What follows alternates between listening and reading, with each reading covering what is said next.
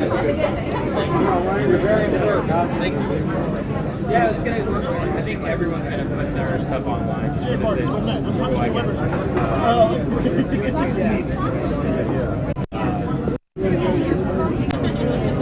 yeah, well, and we'll put our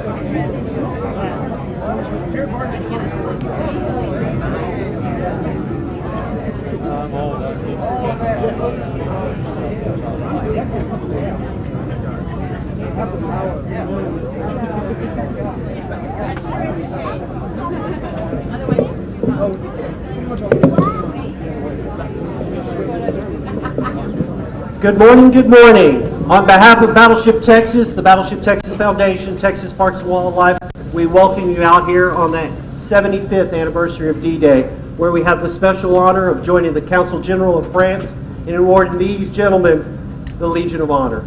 I would ask that you please stand for the presentation of the colors and the playing of the national anthem.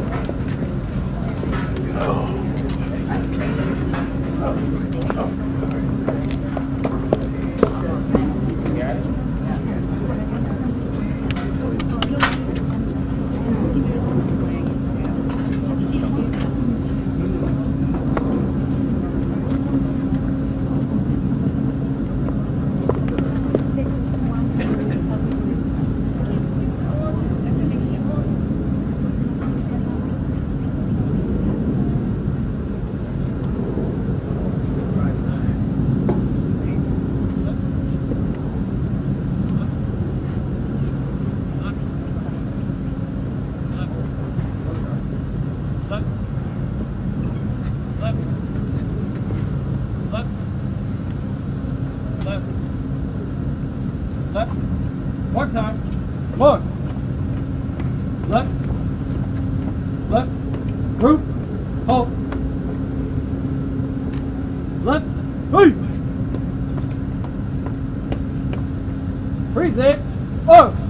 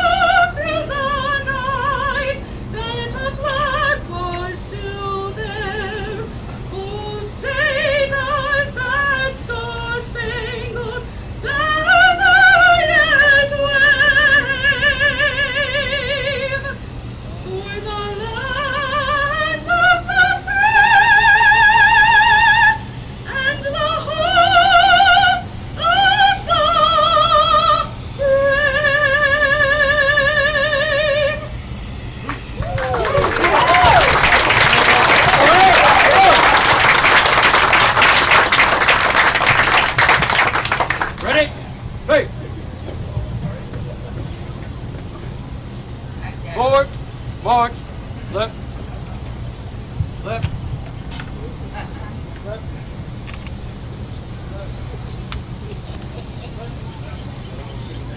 You may take a seat. What a wonderful way to start a beautiful ceremony. And how fitting it is we are here on Battleship Texas, itself a veteran of D-Day, to celebrate these men before us and to honor the relationship between the United States and France. We're honored to have the Consul General presenting these awards today. But before we introduce him, I'd like to have Mayor Rigby of LaPorte come forward, make a few remarks.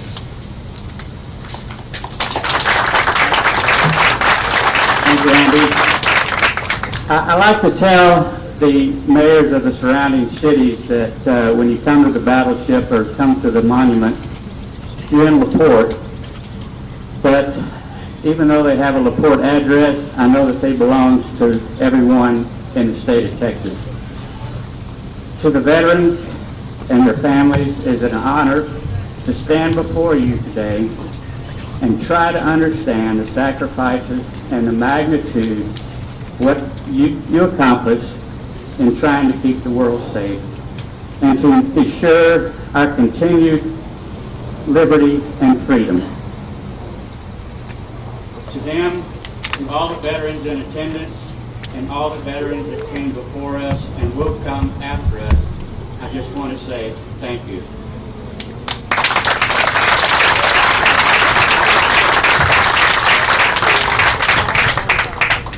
Thank you very much, Mayor Rigby. And now we'll have the Consul General of France, Andreas.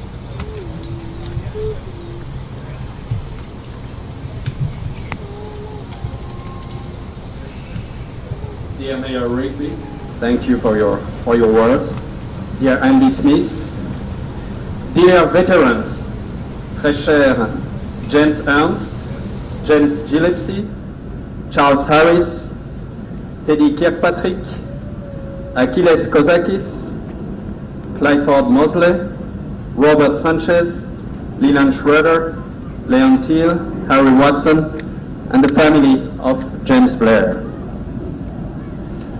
Thank you for being here today on that very special day that marks the 75th anniversary of the D-Day, a day that forever changed the course of history and marked the beginning of the end of the Second World War and the triumph of liberty on totalitarianism.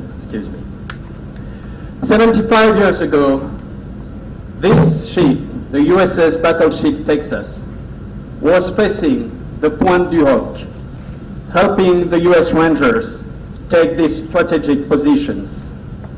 Along the 50 miles of the French coastlines, more than 160,000 US, British, and Canadian forces were taking part in the Operation Overlord, with 5,000 vessels and 30,000 aircraft having crossed the channel.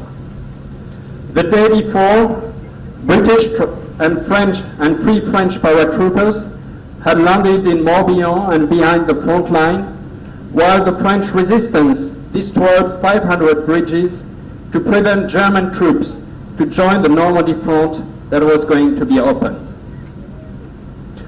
On D-Day, and those veterans know this in their body and mind, the fights were incredibly hard, especially on Bloody Omaha Beach. But the thin khaki line, as General Bradley said, despite those tremendous losses, became by dawn the premises of a victory line. Gold, Juno, Omaha, Sword, and Utah beaches were won by the Allied forces, and the Battle of Normandy could go further. It lasted until August the 28th, with fighters from Belgium, Denmark, the Netherlands, Norway, Poland, and the Czech Republic adding their forces to the Allied, totaling 2 million troops. This battle took the lives of 38,000 Allied forces, 60,000 German, and 20,000 civilians. The number of wounded amounting to 150,000 on the Allied side and 140,000 on German side, and 19,000 were missing in action. Why today recall such figures? Because the sacrifice of so many lives was not in vain. It marked the beginning of the end of the European war. It changed Europe forever by bringing its people and its governments to build a long-lasting and peaceful cooperation. It anchored the values of liberty, democracy, and justice on unshakable grounds. I'm very thankful to you all to be here when I shall present the Medal of the Legion of Honor, the most prestigious French national order, to those 10 commendable American veterans of the Second World War.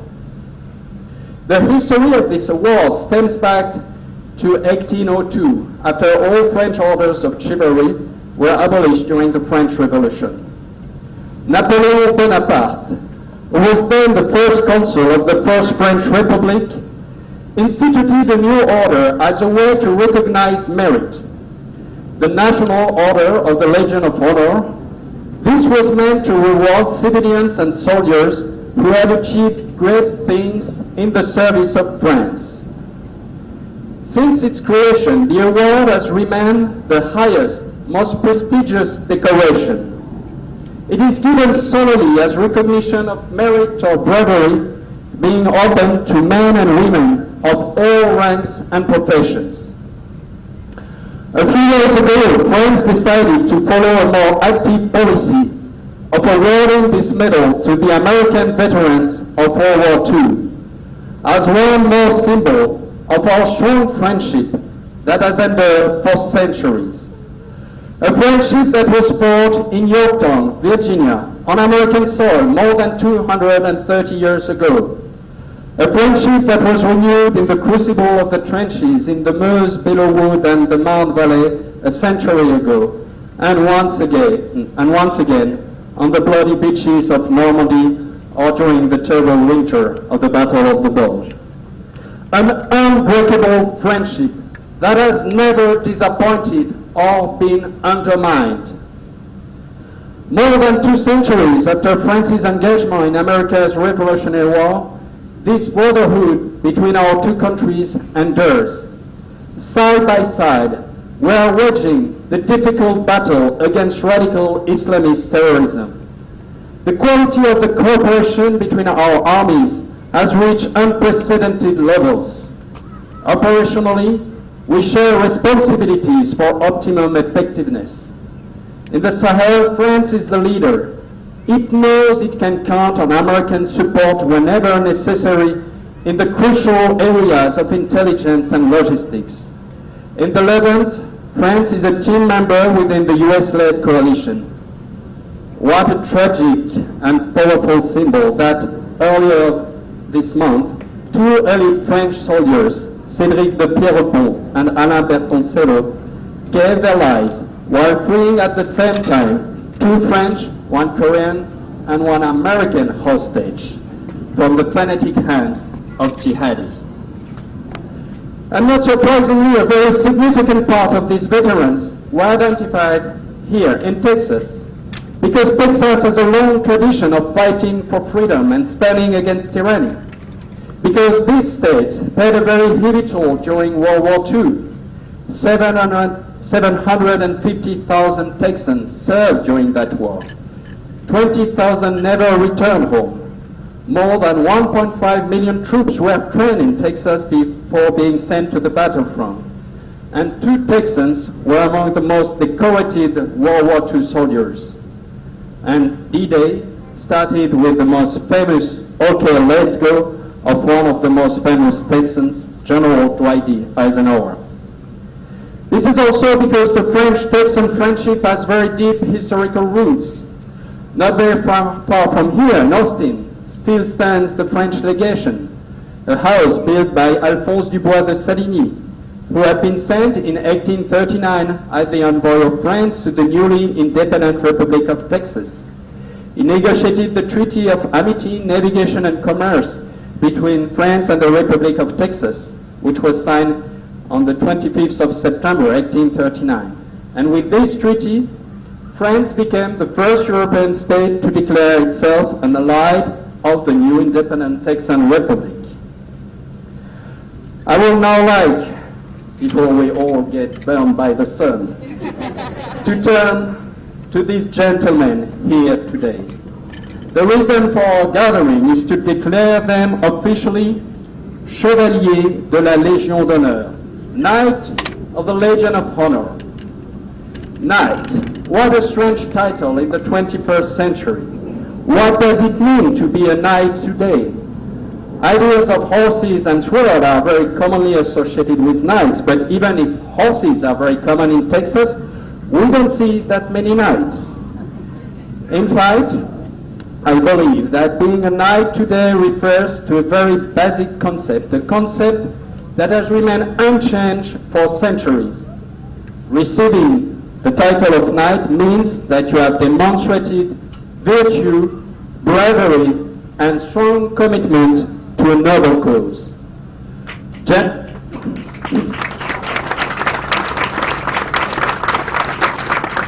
Gentlemen, during World War II and the liberation of France, you displayed the three concepts in a most commendable way.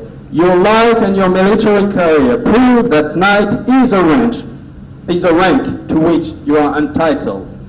And today, I have the honor to recognize the courage you displayed so many years ago on a land, my land, that was so foreign to you and yet for which you were prepared to make the ultimate sacrifice. In the name of the French people, in the name of the French President of the Republic, I thank you for your personal contribution towards the liberation of France. Vive la France! Vive les États-Unis d'Amérique! Long live Europe at peace! Long live the friendship between France, Europe, and the United States of America!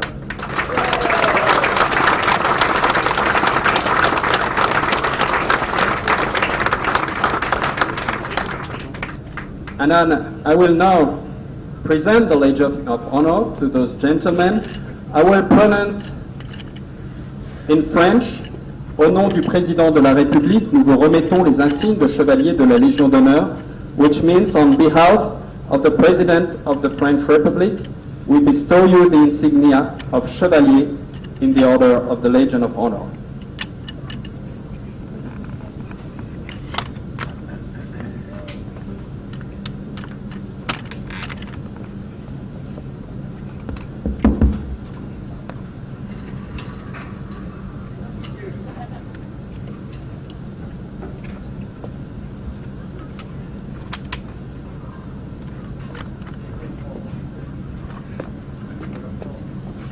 James Erst from Austin, Texas.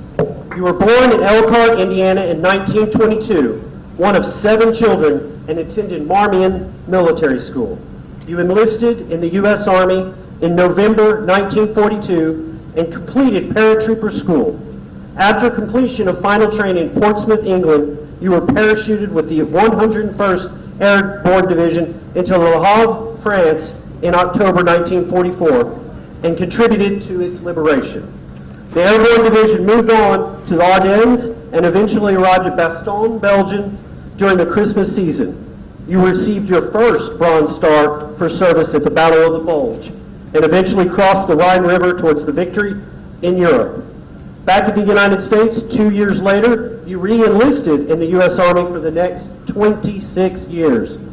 In April 1950, you married Jean Ernst, your wife of 53 years, and you and her are proud father and mother of 5 children and 10 grandchildren, 13 great-grandchildren.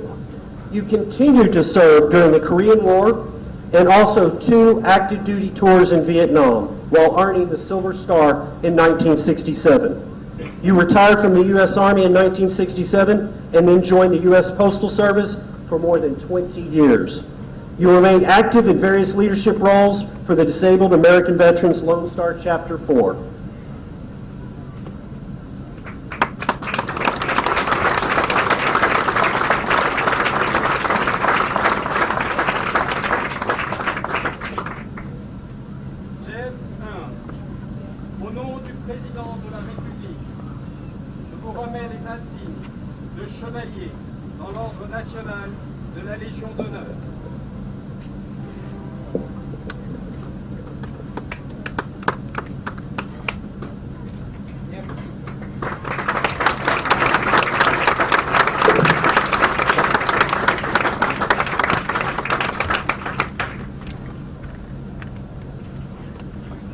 James Gillespie, First Lieutenant from Houston, Texas. You were born on October 16, 1921. You enlisted on February 13, 1940, and flew as navigator with the 44th Bomb Group, 8th Air Force. Just before D-Day, your targets in France were V-1 and V-2 sites, U-boat facilities on the coast, and German bases such as Mont-de-Marsan near Bordeaux. After the war, you were employed as an engineer for a major oil firm, working and living in South America, North Africa, and other areas. Your son, now a retired Air Force officer, participated in the Gulf War. Your grandson, a career Air Force pilot, recently finished his third Afghanistan tour. After retirement, you and your wife spent several homestays in the Montfaucon region area, southwest France, attending courses in French history and language. For your service, you were awarded the Air Medal with 2 oak leaf clusters, the American Defense Service Medal, the American Campaign Medal, the European African Middle Eastern Theater Campaign Ribbon.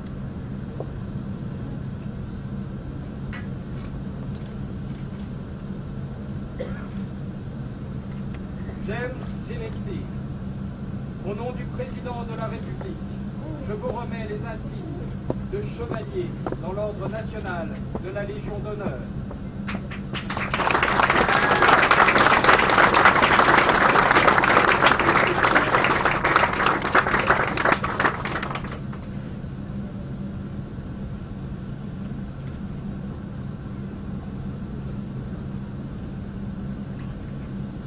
Charles Harris, Private First Class, from Smithville, Texas.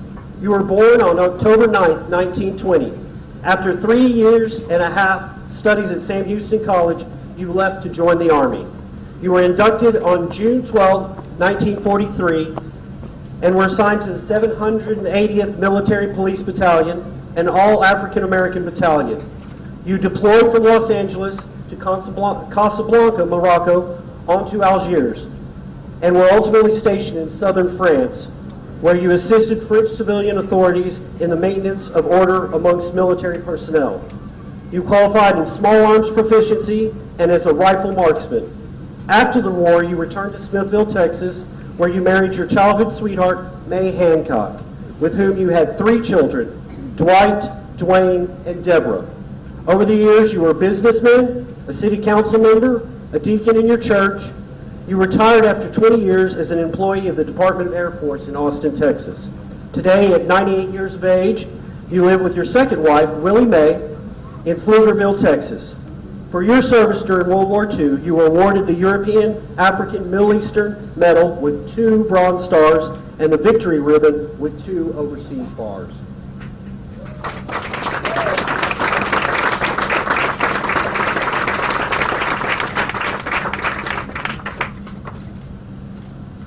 Charles Harris, au nom du président de la République, je vous remets les insignes de chevalier dans l'ordre national de la Légion d'honneur.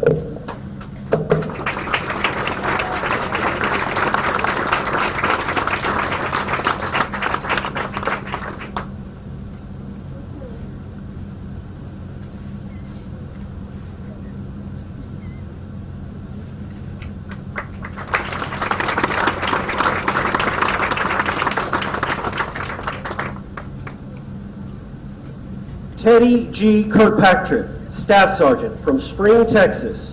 You were born on July 18, 1923. Upon your graduation from Fordson High School, you worked as a draftsman designing material for the war in Sharples Chemical Company and Venco Corporation, where you worked 60 hours a week, making 50 cents an hour.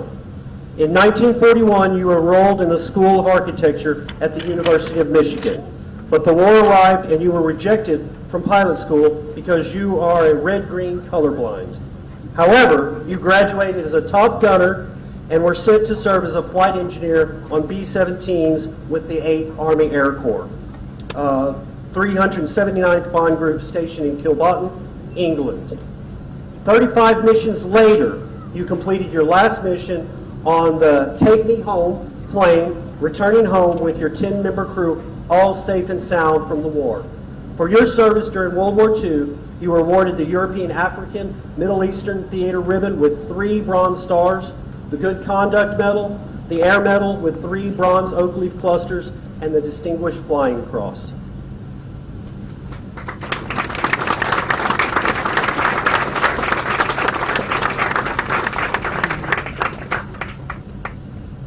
Lady Kirkpatrick, au nom du président de la République, je vous remets les insignes de chevalier dans l'ordre national de la Légion d'honneur.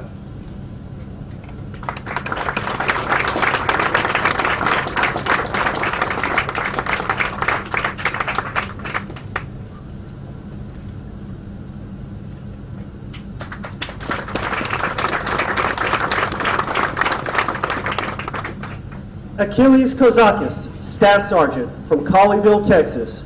You were born October 19, 1923. You arrived in Europe in 1944 and flew with the 726 Bomb Squadron, 451st Bomb Group as a gunner. After 35 combat missions and 54 sorties with plenty of action over northern France, Italy, Rhineland, and Central Europe, you completed your tour of duty and returned home, where you spent 10 months in 3 Arnold General hospitals to heal from wounds suffered in Europe. You returned to your studies and graduated from the University of Houston with a bachelor's degree in mechanical engineering. As an engineer, you broke ground as the first engineer in Houston to design specific office building lighting. You are the author of The Best Seat in the House, a narrative of your life with the 451st Bomb Group, and you are currently working on more books.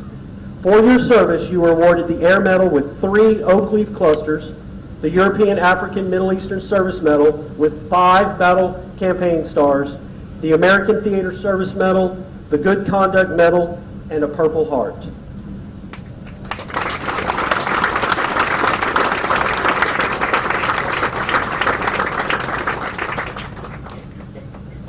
Achilles Kozakis, au nom du président de la République, je vous remets les insignes de chevalier dans l'ordre national de la Légion d'honneur.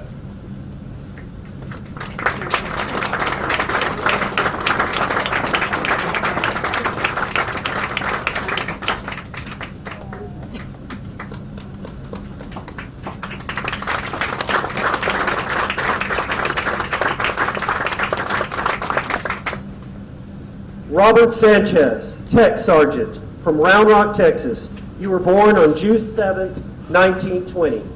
You served in Europe as a flight engineer and a gunner on B-24s with the 858th Bomb Squadron, flying clandestine night missions, dropping British agents, supplies, and munitions to the underground resistance fighters in the Nazi-occupied France. After the war, you continued your military career with the United States Air Force, from which you retired in 1968, staying involved with the reserves until 1975. Your civilian specialty was logistics engineering. From your country, you received the Distinguished Flying Cross and the Air Medal with 3 oak leaf clusters, as well as the European African Middle Eastern Campaign Medal, and by the French government, your flying group was awarded the Croix de Guerre.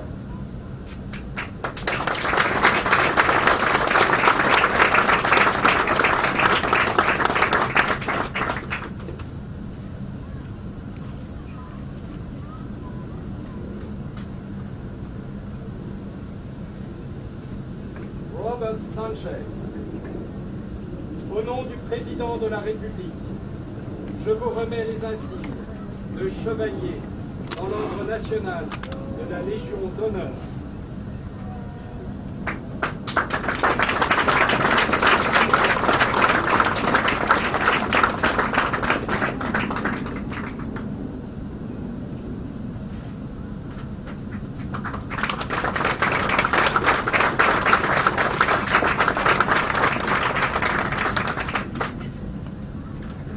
Leon Thiel, Private First Class from Brenham, Texas. You were born on September 12, 1925.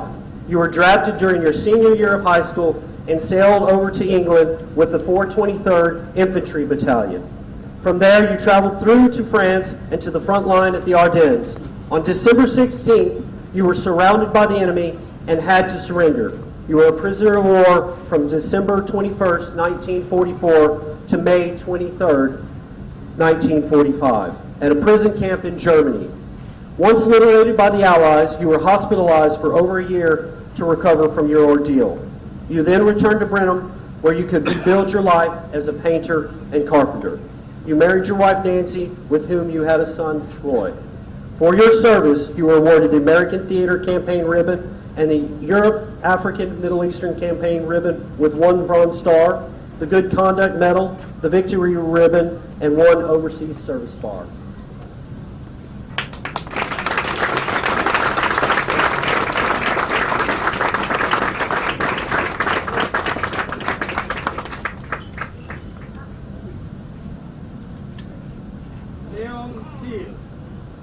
Au nom du président de la République, je vous remets les insignes de chevalier dans l'ordre national de la Légion d'honneur.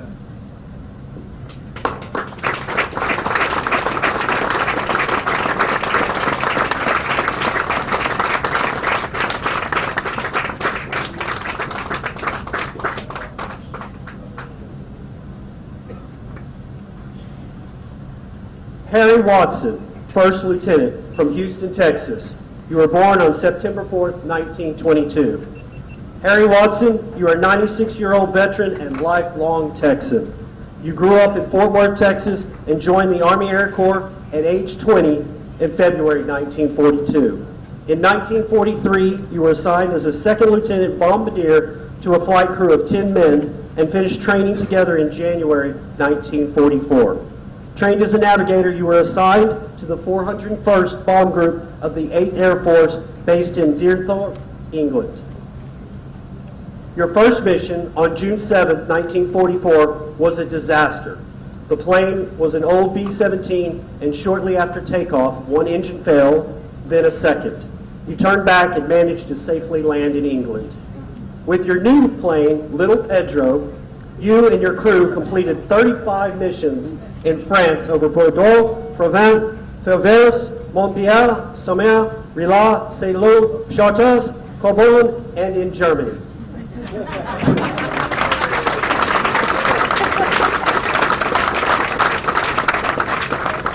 You returned to the United States in November 1944 and were discharged in October 1945. After the war, you enrolled at the University of Texas on the GI Bill, completed your education, and became a CPA, Certified Public Accountant, your current profession. For your service, you were awarded the Distinguished Flying Cross, the Air Medal with 3 oak leaf clusters, and 2 battle stars from the Northern France campaign and Germany campaigns.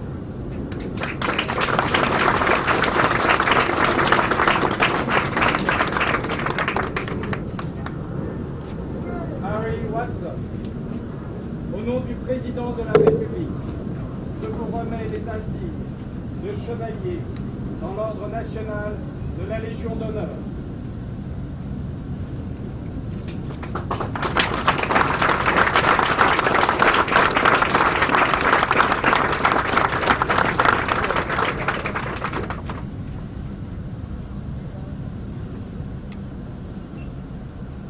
Leland Schroeder, First Sergeant from Needville, Texas, was born on March 5th, 1924.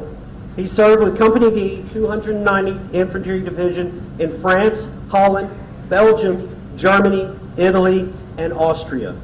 At age 19, he crossed the Atlantic to Europe in January 1944 on the Queen Mary with approximately 18,000 young men.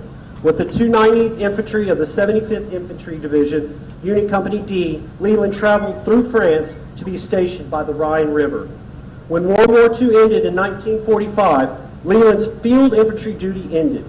He then got involved with transporting troops between Reims and Paris, being promoted to First Sergeant, and staying on until spring 1946 near the border of France and Germany, where his mission at the Lorraine American Cemetery and Memorial meant he lived daily the harsh reality of war. He shared his feelings about this period. It is so strange to think back and remember only a vague sense without real feeling. You can imagine how it was. After a while, I accepted it, something that had to be done, and I couldn't do anything to change it. The local French civilians were so kind, friendly, and very welcoming to the Allied and U.S. soldiers stationed in the area, something Leland remembers and cherishes to this day at age 95. For his service during the war, he was awarded the European African Medal Eastern Campaign Ribbon with 2 Bronze Stars, the Victory Ribbon Good Conduct Medal, and 2 Overseas Service Bars. Unfortunately, Leland's health did not allow him to travel this far today, so his son and daughter will receive the medal in his name.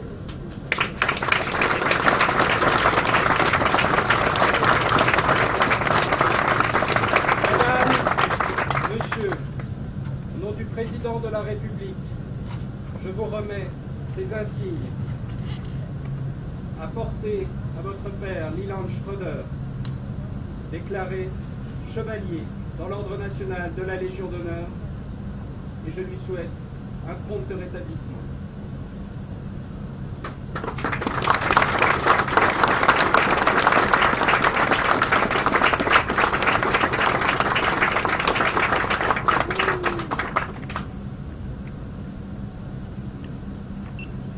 James Blair, Private First Class, from Lubbock, Texas, was born on February 21st, 1922.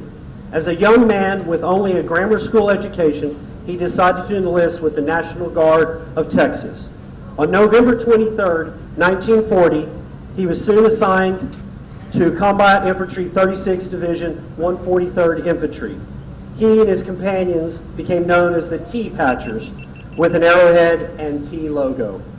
After training in amphibious assault operations, his unit departed for service in the Mediterranean Theater of Operations. The 36th 143rd Infantry Division, Company I, participated in the Battle of Salerno, Italy, for which James received a bronze arrowhead. The fighting continued up the Italian peninsula and over to France with the landings in Provence, followed by the fierce combats in Rhineland. Company I was awarded the Combat Infantry Badge. James returned to Killeen, Texas in February 1946 with his wife Josette Jeanine Jovat, a French National Red Cross nurse. He met and married in 1945 in Marseille, France. They raised 11 children, but they spoke very little of their experiences and tragedy of the war. The memories were too painful. Sadly, Josette died in 1979. For his service, James was awarded the American Defense Service Medal, the American Theater Campaign Medal, the European African Middle Eastern Campaign Medal with 4 Bronze Stars and 1 Bronze Arrowhead, the Good Conduct Medal, the Victory Ribbon, and 1 Service Stripe and 5 Overseas Service Bars. James Dwyer Blair sadly recently passed away at the age of 96 in Lubbock, Texas. He was buried with his veteran's red, white, and blue cap laid in his coffin and military service at his funeral. So today, his daughter Elizabeth will receive the medal in his name.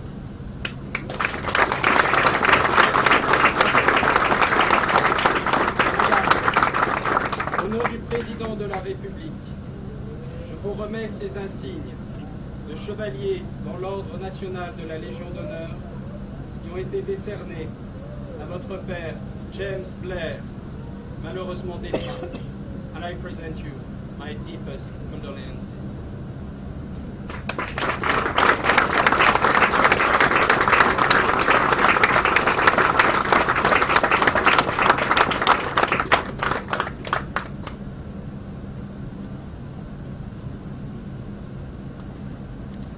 What a great honor.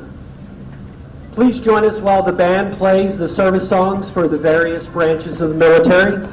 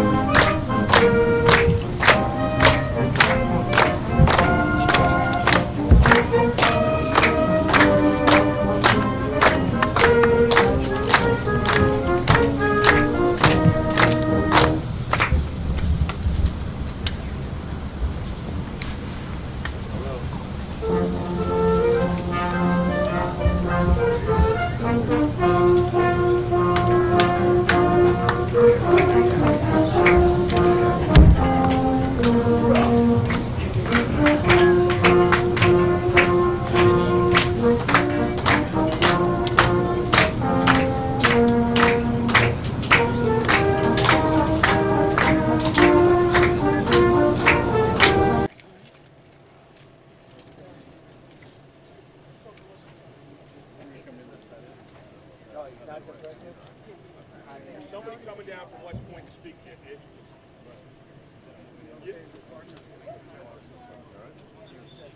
Really? There's spots. There's spots off the road. You can figure it out. All right.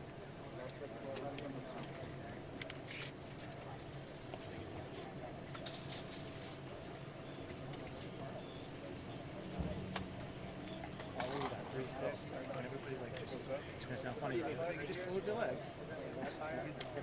Squeeze in. It doesn't look easy. That's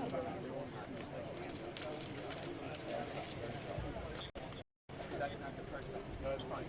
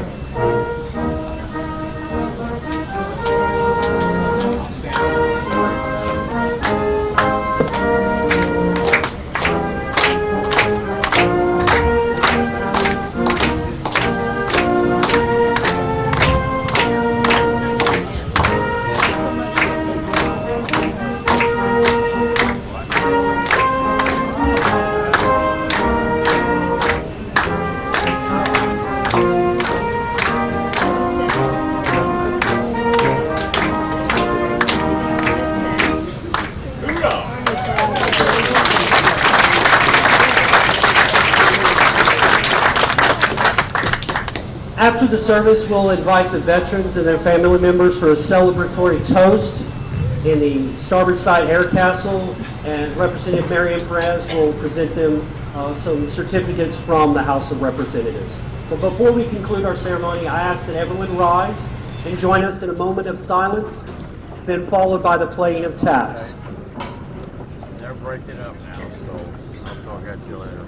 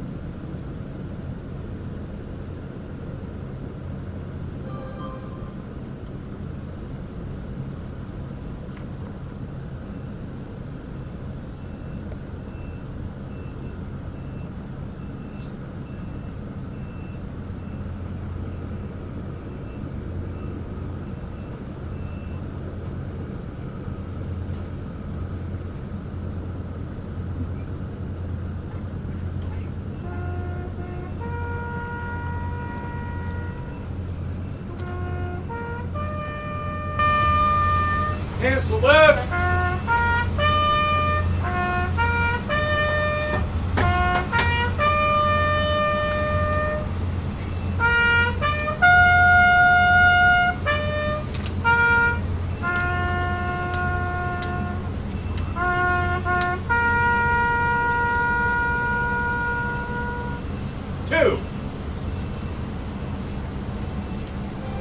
thank you all for coming out today and sharing in this wonderful honor.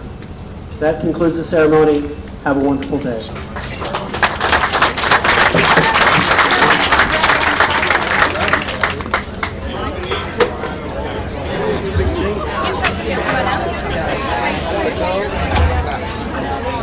it going to be open?